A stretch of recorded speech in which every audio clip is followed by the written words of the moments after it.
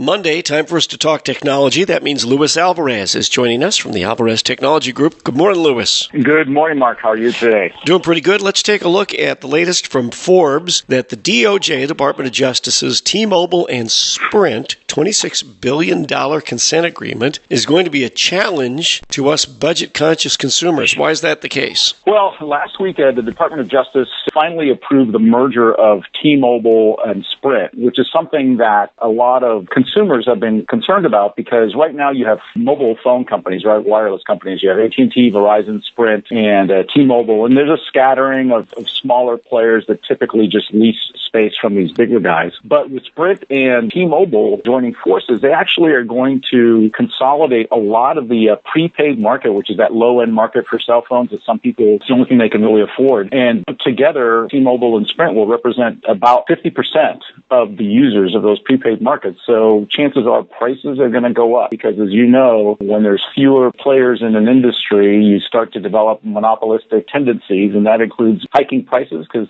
consumers have fewer options. Although coverage could improve. That's the one caveat that we have to think about. Yeah, and that there's going to be some trade-offs with that merger. However, it's all not a done deal. There's still 13 attorneys general throughout the U.S. that have sued at the state level, claiming that it would harm consumers, and those lawsuits have to be all dealt with before this is really final. But in the meantime, Sprint and T-Mobile are moving forward on consolidation. Part of the deal included Dish Network buying some of Sprint's assets, some of their lower-end service assets. So in essence, Dish might be getting into the wireless business. It's a little unclear what they plan to do with that. Well, they're buying Boost Mobile, aren't they? Yeah, they're buying Boost Mobile, Virgin Mobile, and some of the other prepaid phone businesses that Sprint has been a leader in. And the DOJ forced that because they were concerned that even as it is, consumers might be harmed, but Sprint hadn't divested those other resources. It would definitely have caused too much consolidation in that lower end of the consumer market. Something is going on because there is some sort of deprioritization that is going on at the cell sites because the mobile virtual network operators, like Boost Mobile and TracFone and Straight Talk and so forth, they don't own any tower sites. They are actually leasing space. And I remarked to you that up until just a couple of months ago, I had HD voice on my calls